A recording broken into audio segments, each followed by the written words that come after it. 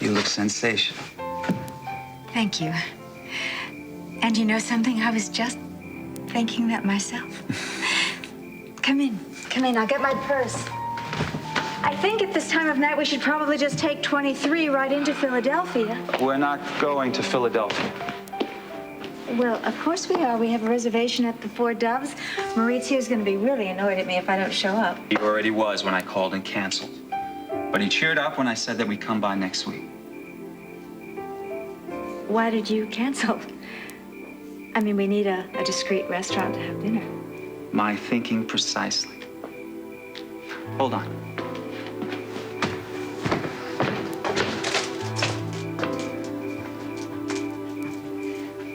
What is that for? After what happened to us at the Valley Inn, I concluded that no restaurant would give us the privacy that we need. I don't want to share you, Erica. I want you all to myself. So tonight, we're dining in.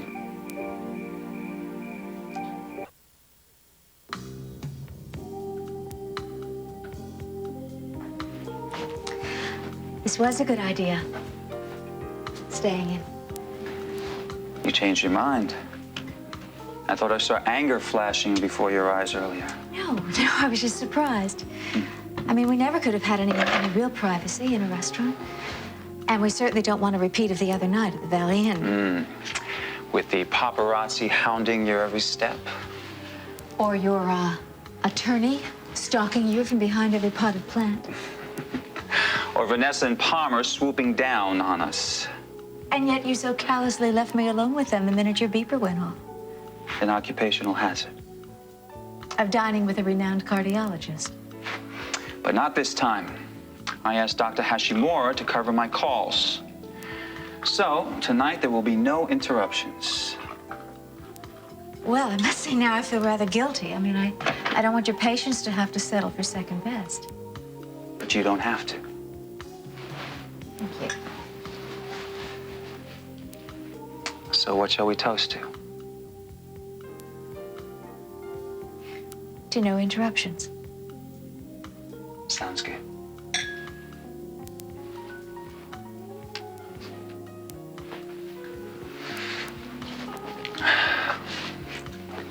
David, this is lovely. Well, considering that this is my first meal that I'm going to eat upstairs. Oh, basement. Do you think we can ever put what's gone before behind us? I mean, everything, you know, the accident and the basement, your hand in the vase, everything. And be just two ordinary people just enjoying each other's company? Ordinary people? Well, We're enjoying ourselves right now, aren't we? Yes. But of course, I want more. I want to get to know you, Erica. Well, what's to know? I mean, my life is an open book. 3 books, as a matter of fact. I've read your books. Yesterday and this morning. They were very entertaining, and I'm sure there was some truth in them. Why did you read my books? I take everything I do very seriously. Well, yes, that's true. I mean, I just watched you lighting these candles, and you acted like that was the most important thing in the world.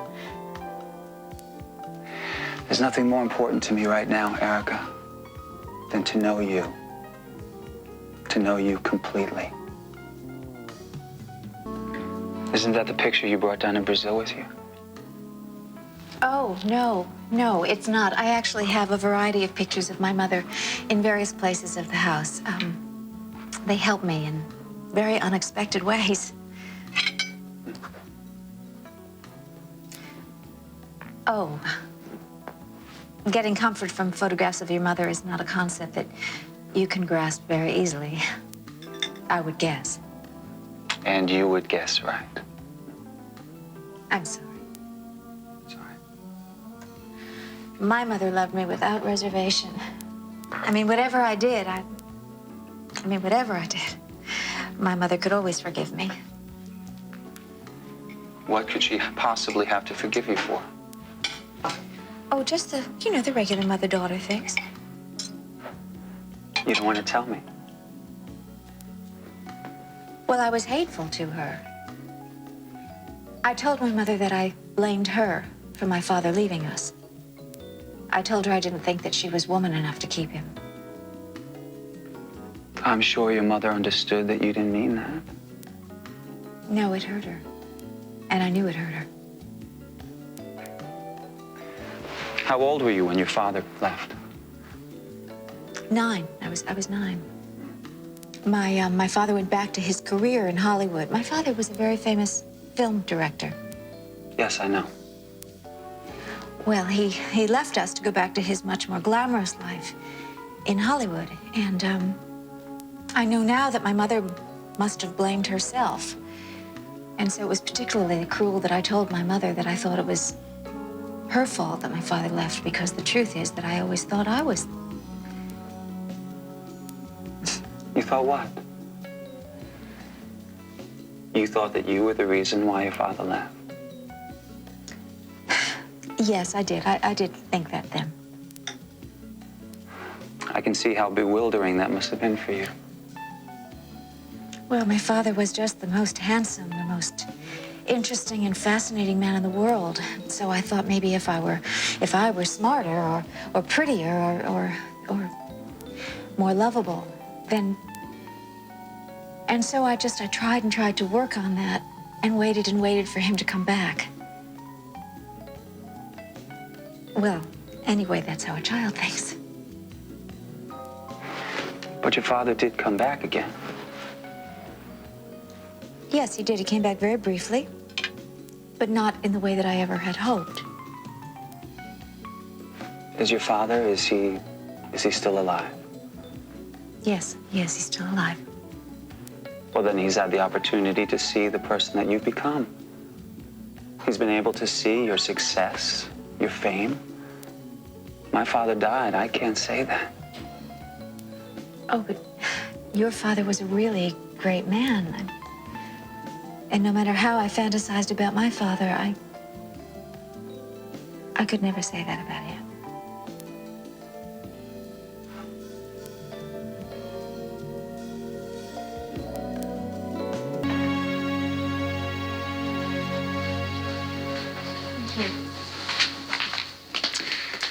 Erica, can I tell you something that I haven't told you? Yes. When I was a kid, my absolute favorite movie in the whole world was King of the Desert. King of the Desert, my father directed that. I know. It was his greatest hit. Wasn't it a wonderful movie? Oh, I loved it. Whenever it was on The Late Show, I would stay up all night to watch it. Nobody ever cared about my bedtime, so. But I also had this comic strip version of it, right? And had Scotch tape all over it from my reading it so many times. Really? How old were you? 9, 10, I don't know. And I bet that you used to like to pretend that you were Gaston, Oh. Desert Fox. I would take this white scarf, I would wrap it around my head, and I would leap around from chair to chair in our house. And whenever my father would come home, sometimes he would put this ratty old hat on, and he would pretend that he was the old faithful servant. So how about you? Did you pretend that you were, what was her name? Zulema? Zulema. No, I didn't have to pretend I was Zulema, because I'm already in the movie. You're in the movie? I know. It was made a long time before I was born, but I convinced myself that I was that little girl. The little girl at the end with the big almond eyes waving goodbye. Well, I would imagine that there was this great big sound stage, and there were lots of little girls, and they were auditioning for the part. And my father would come in, you know, the director with the houndstooth jacket and the patches on his sleeves, and he would be looking over all these little girls, and he wanted to pick the perfect little girl who was the one who waved goodbye at the end, and he would choose me. I don't remember that part. I guess it was a long time ago guess since I've so. seen it. I haven't seen it in a long time either. I mean, they sent me a video, and they say that it's remastered. In fact, on the box, it says it's better than ever, but I don't know. I just haven't looked at it yet. I remember mostly the adventure parts. Ah. With Gaston and Samson riding in the desert. You mean Samuel. His old faithful servant. His name was Samuel. It's Samson. I remember my father and I used to play, and he was Samson. Well, I'm sure that you played. It's just that his name was Samuel. I should remember the character's name in my father's best movie. No. I don't think so. I know so. Well, I guess there's only one way to find out. We're gonna have to watch the movie. You want to watch King of the Desert with me? Yes, Erica. I would like to, very much. All right.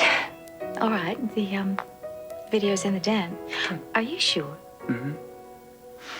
I want to see the little girl with almond eyes who waves goodbye.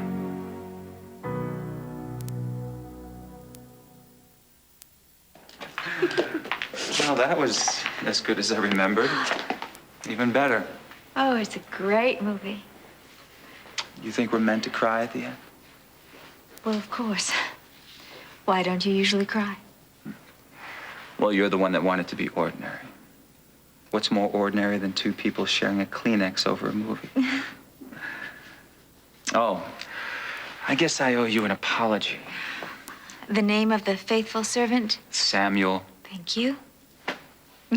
I suppose if we're going to be spending time together, I'm going to have to get used to not being right all the time. That will be hard for you. Oof. It's very important for me to see this movie again after all this time. Me too.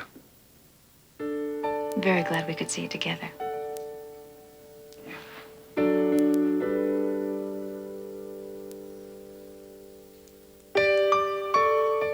I think it's time for us to say goodnight, huh? Yes. I mean, you have that important press conference tomorrow, right? You have surgery. Yes, I do.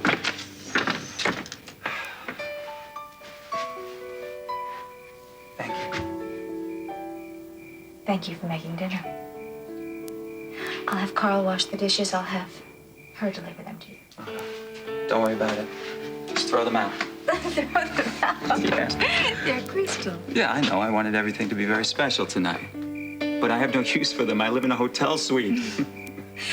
Oh, I'm not going to throw them out. I mean, they're crystal. They're beautiful. I'll save them. Sounds like a plan. Well, then. Good night, Erica. Good night, David. David, wait.